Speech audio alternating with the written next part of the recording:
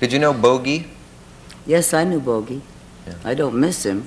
No, I mean, I didn't know him that Yeah. well, but Oh, I I knew see. him. Yeah. Lucille Ball was a force of nature.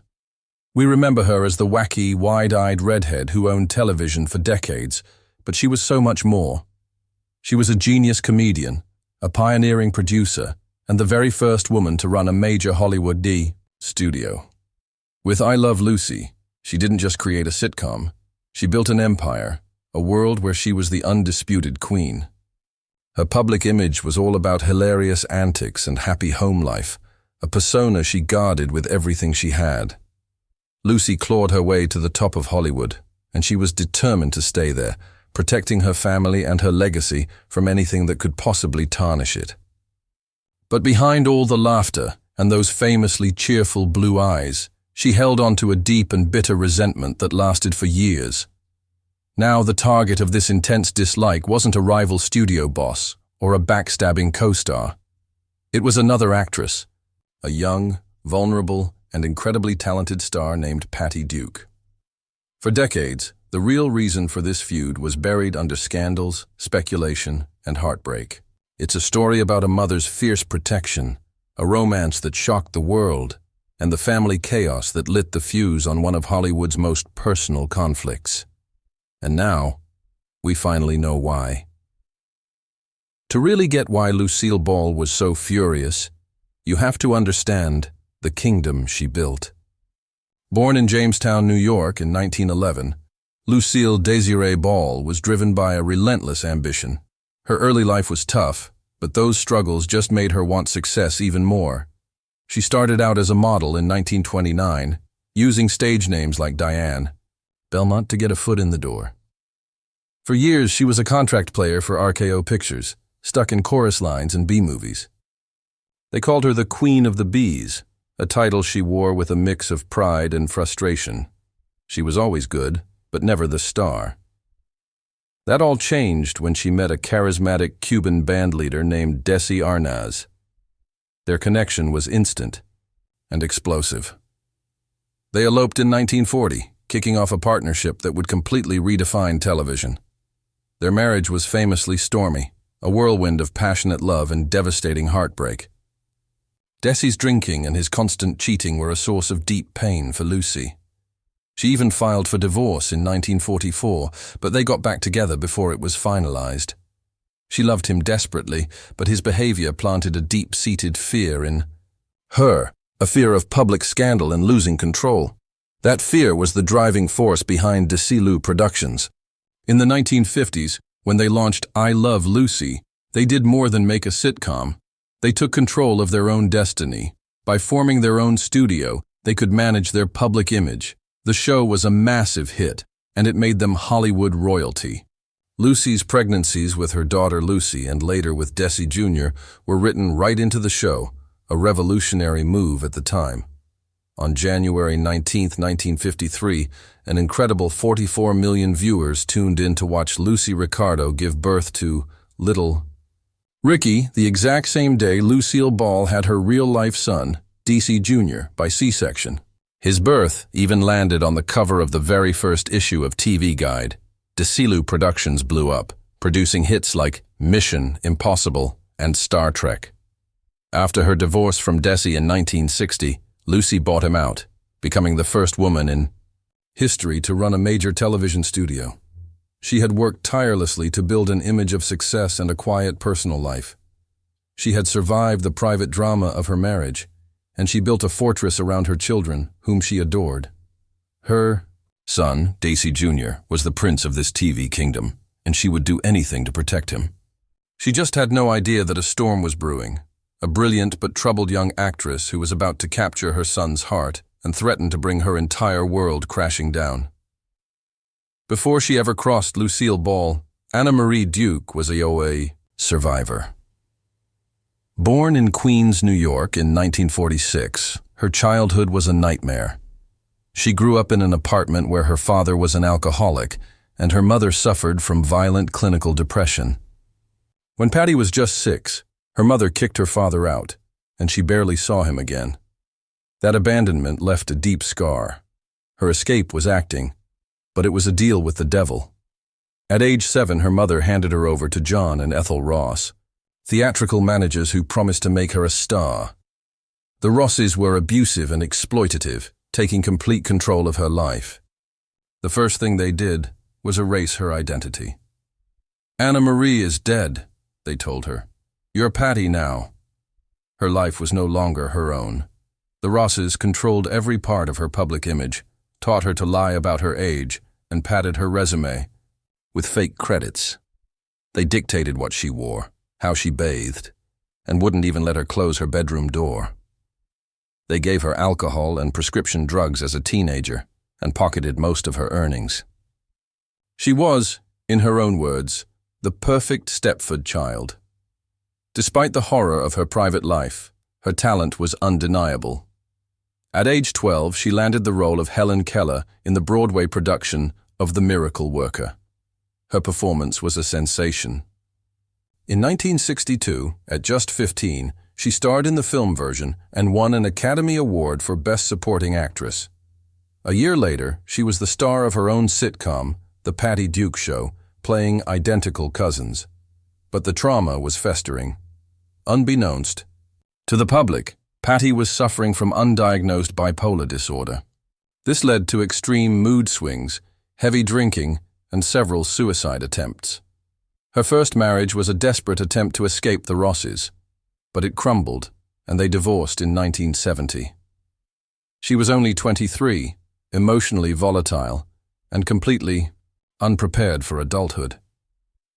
It was in this fragile, chaotic state that she walked straight into the orbit of the Arnaz family. Desi Arnaz Jr. grew up as Hollywood royalty. Born on television, he was the son of America's favorite couple. By 1970, he was a handsome 17-year-old, co-starring with his mom and sister on the sitcom Here's Lucy. He was in a teen band and had the world at his feet. But he was also a sweet-natured and somewhat naive young man. The meeting between Desi Jr. and Patty Duke in 1970 was a collision of two completely different worlds. He was the treasured heir to a TV dynasty. She was a battle-hardened survivor of a brutal childhood. She was a 23-year-old divorcee with a complicated past.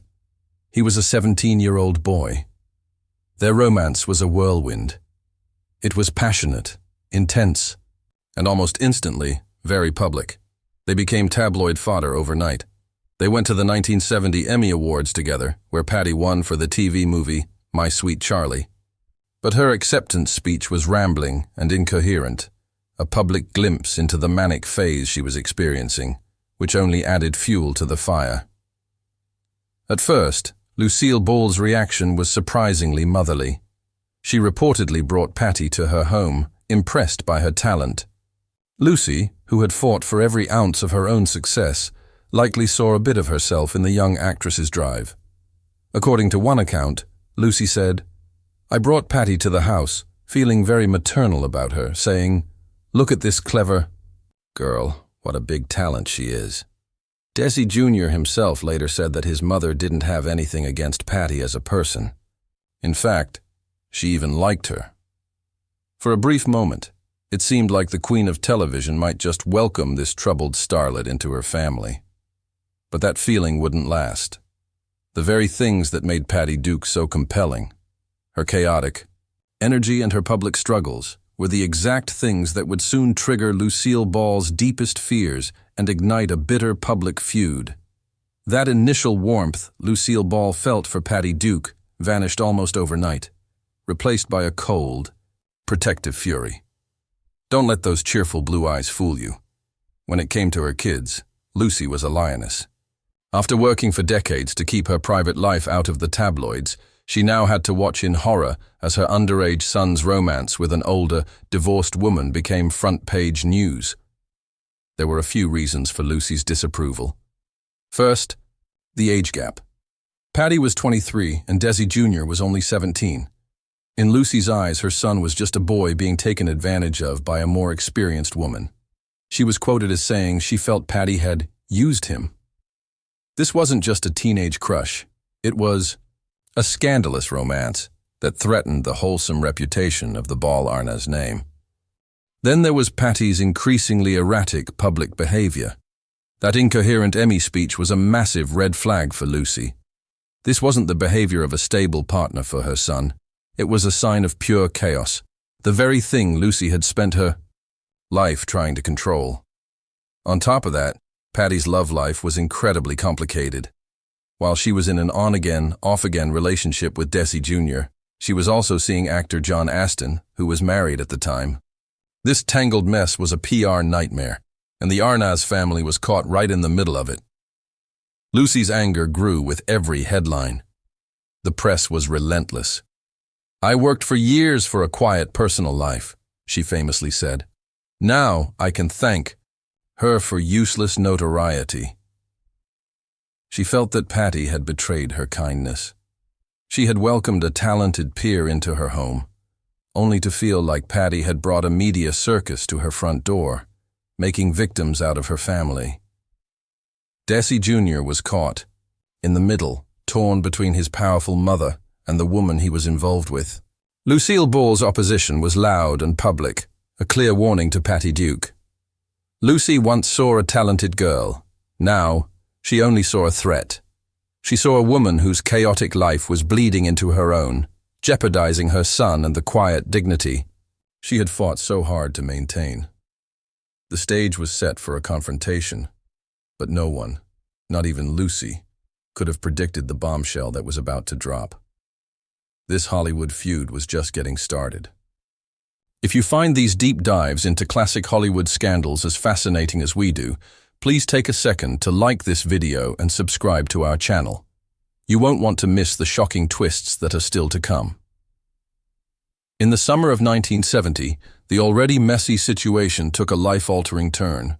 Patty Duke discovered she was pregnant. For Lucille Ball, this was the ultimate nightmare. It wasn't just about bad press anymore. This was a permanent tie to a woman she deeply disapproved of, a scandal that would forever connect the Arnaz name to a web of controversy. Patty's romantic life at the time was, to put it mildly, a tangled mess. She had broken up with Desi Jr., but was also involved with actor John Astin and a rock promoter named Michael Tell. In the middle of a manic episode and unsure who the father was, Patty made a rash decision. On June 26, 1970, she married Michael Tell, a man who had just been subletting her apartment in a desperate attempt to give her unborn child a name. The marriage was a total sham. It lasted only 13 days and was annulled, but the press went into a frenzy. When Patty gave birth to her son, Sean, on February 25, 1971, the question of who his father was became one of the biggest gossip stories of the decade. Patty herself fueled the confusion by initially letting everyone believe Desi Jr. was the father. This was exactly what Lucy had feared. The idea that her 17-year-old son had fathered a child under such chaotic circumstances was a source of deep anger and humiliation. Some reports even claimed Lucy was so outraged she threatened to have Patty charged with corrupting a minor. Despite her fury, there were moments of grace.